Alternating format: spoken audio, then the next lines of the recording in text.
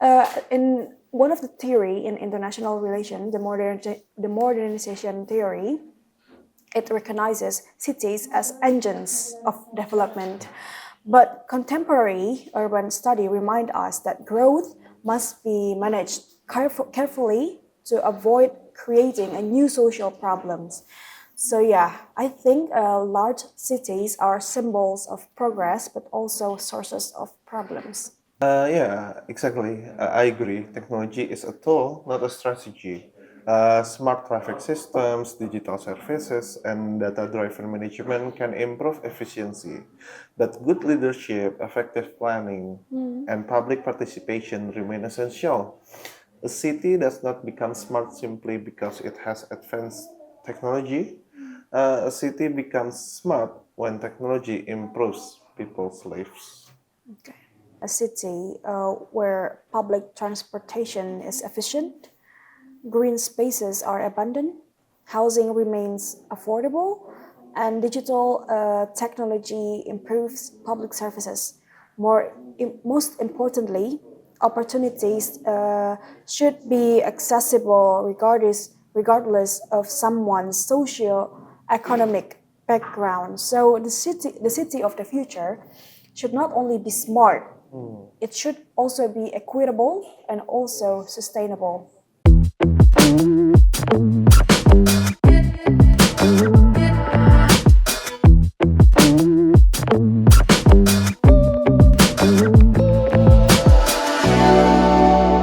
Assalamualaikum warahmatullahi wabarakatuh. Good morning, good afternoon, or good evening, everyone. Welcome back to Boarding Talk. I'm Hammam, and today we are discussing a topic that affects billions of people around the world: the future of cities.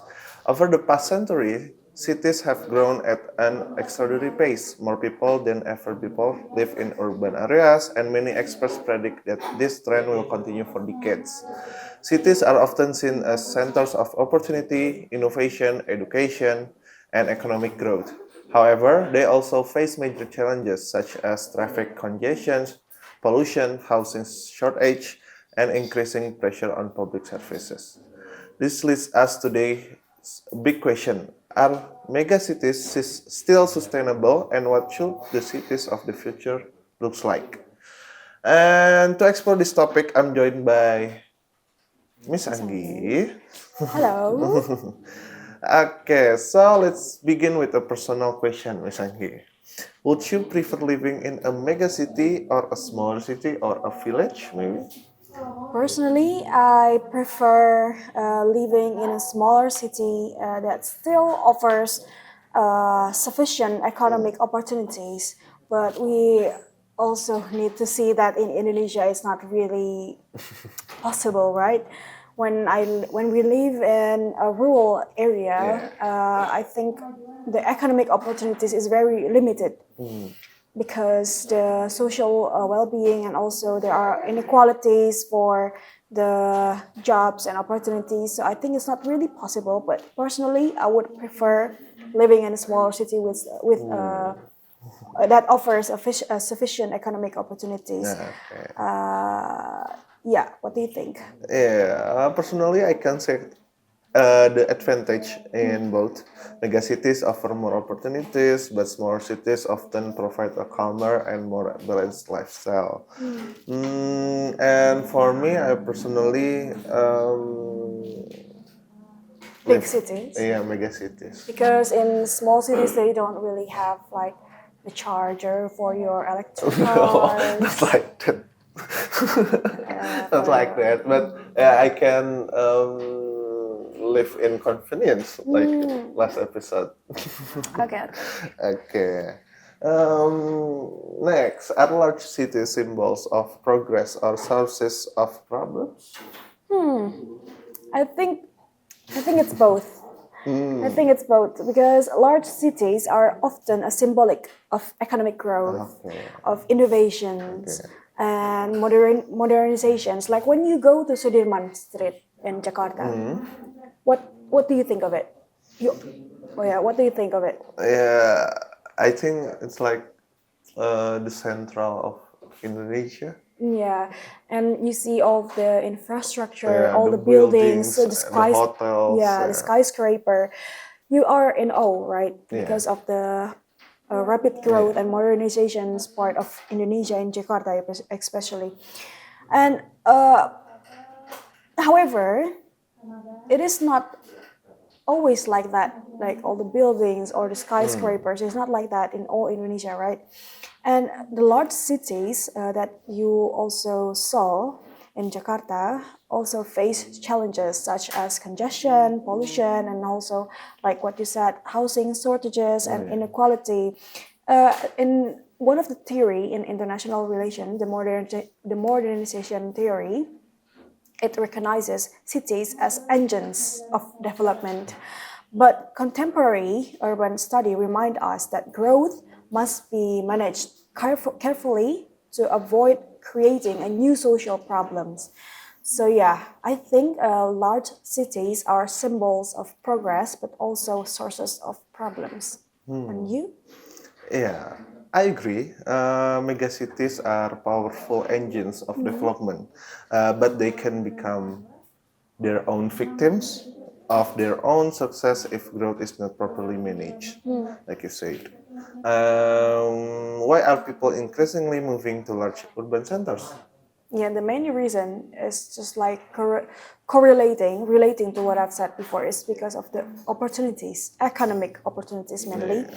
Because people move to cities because they offer better access to jobs, education, healthcare, infrastructure, and in Indonesia, many young people migrate from smaller towns or village to a bigger Yeah. cities like Jakarta, Bandung, Surabaya, Yogyakarta, even in a Yeah. for a better prospect in Yeah, life. that's right. Yeah, in the previous theory that I mentioned, this trend is caused because economic development tends to concentrate resources and opportunities in urban areas. So yeah, it is very predictable because human behaviors tend to lean to more the opportunistic area than they stay behind in their villages or towns. What do you think? Yeah, exactly. Cities attract people because they concentrate opportunities. For many families, moving to a city represents hope for a better future. However, when population growth exceeds infrastructure capacity, cities can struggle to meet residents' needs. Yes, that's true. It's become overpopulated. Yeah. How do megacities influence culture and innovation? I think megacities in the world, yeah. Okay, I think megacities in the world bring together people from diverse backgrounds, which often encourages creativity, innovation, and also cultural exchange. In Jakarta, for example, it is home from people not only Indonesians but also people across Indonesia. This diversity contributes to new ideas, business opportunities, and cultural trends. At the same time, cities can also dilute to local traditions if modernization occurs too rapidly, like what we've discussed in previous episode, right? And what do you think about the megacities' influence in culture and innovation? Yeah, historically, major innovations often emerge from cities because talented individuals, businesses, universities, and investors were concentrated in the same place. Diversity can be a powerful driver of creativity. And next, can transportation systems keep up with population growth? They can, but only with long-term planning and investment. But we see also the issue here in Indonesia, especially in Jakarta, Yeah. where the transportation is integrated. Yeah, the public transportation is integrated, and Yeah. they're more developed than any other areas in That's right. Indonesia. We see that the transportations, even in Jakarta, is very crowded, and it's not really effective somehow Yeah. if there are too many people, or even there are events in some roads and they are closing, and it's so hectic. So I think it is very good for the transportation systems to be developed and also integrated in between cities or even in the cities, but it needs a long-term planning and Yeah. investment. In Indonesia also, it has made a significant progress through like MRT, right? And they expanded the public transportation network, but without proper planning, those transportations may struggle to meet the increasing demand, especially when people are migrating from Yeah. their areas to Jakarta. What do you think? Yeah. It's becoming increasingly difficult. Many cities around the world experience severe traffic congestion because transportation infrastructure has not expanded fast enough. Transportation is one of the greatest challenge facing modern cities because when mobility becomes inefficient, economic productivity and quality of life both suffer. Yes. And how important is public transportation for sustainability? Well, public transportation is extremely important because efficient public transportation reduces traffic congestion. Yeah, we're talking about efficient public transportation. It reduces traffic congestion and lowers carbon emissions and improves accessibility for people from different income levels. Let's say people who doesn't really have a car, who doesn't really have a motorbike, they can't travel much if we don't provide, if the government doesn't provide the proper public transportation, right? So I think the efficient public transportation is very good for sustainability, and also when people use maybe one car for one person privately, but there are also if we provide, the government provide the efficient public transportation, then maybe that person who do like the person who do only one car or one person can also join the other people in a one public transportation. So yeah, in a developing country like Indonesia, reliable public transportation can also help reduce economic inequality by making opportunities more accessible. So a sustainable city cannot rely on private vehicles. Sorry. What do you think? Uh, yeah, I completely agree. Without strong public transportation systems, cities become increasingly dependent on private vehicles, which can worsen congestion and pollution. Investing in public transit is investing in the future of the city itself. Yes. Okay, next question. What can cities learn from successful urban planning examples? I think cities can learn the importance of integrated planning, just like what I said. Successful cities, they often prioritize public transportation, green spaces, affordable housing, and mixed use development. Rather than focusing only on economic growth, they consider how people actually live and move within the city itself.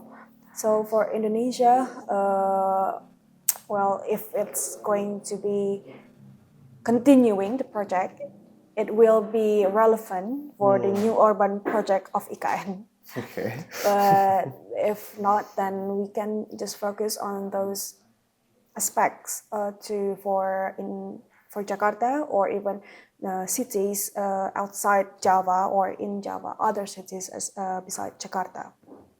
Do you think? Okay, talking about successful urban planning examples. Successful cities often prioritize long-term planning instead of reacting to problems after they appear. And the best urban planning considers housing, transportation, green spaces, public services, and economic development as an interconnected systems. Cities that plan ahead usually adapt more effectively to future challenges. Can megacities remain livable for middle-income families?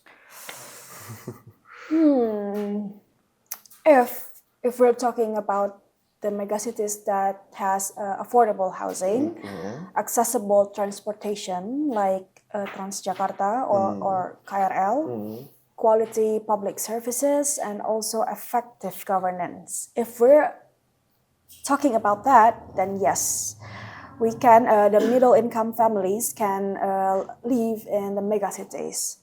But as we've seen, and the reality is not really as simple as that, I think it will be a big challenge for a middle-income families to live in a megacity.